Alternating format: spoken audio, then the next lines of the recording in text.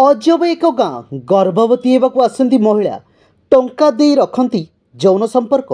भारत में वर्ष वर्ष धरी चली आसुची अनेक संस्कृति। किछि संस्कृति दुनिया रे अजणात आउ किछि शुणिबाकु लागिथाय अजब। एपरि अनेक स्थान अछि जहाँ लोक माने ए पर्यंत जानि नाहांती। आउ किछि जनजाति अछंती जेउ माने कैमेरा ठारू दूर रही आदिवासी जीवन बिताउछंती। एपरि एक विचित्र संस्कृति अछि देशरी। एही स्थान को गर्भवती होगाकू एठाकू आसती विदेशी महिला। शुणिले आश्चर्य लगुले मध्य यह सत। ए गाँटी लद्दाख रे रही। गाँ विषय बहुत कम लोक जानती। यार विशेषत्व हेउची एठारे थिबा पुरुष जो मानक सहित विदेशी महिला माने गर्भवती होगाकू चाहती।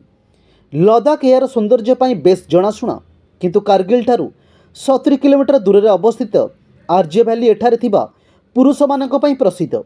यूरोपर झील एवं महिला माने गर्भवती होगाकू इच्छा रखी ए गाँ को आसती, किंतु गर्भवती होला परे से माने निज देश को फेरी जाती। तेबे विदेशी झील मानकर एही इच्छा पछरे रही अजब कारण।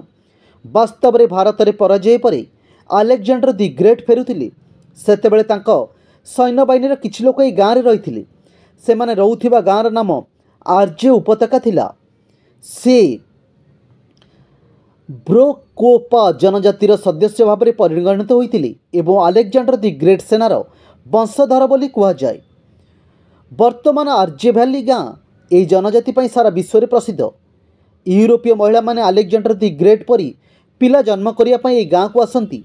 से माने विश्वास करते जे एठारे थिबा पुरुष मानक सहित संपर्क करी जदि से गर्भवती होती तेबे से अलेक्जेंडर दि ग्रेट परी एक संतान जन्म करिवे।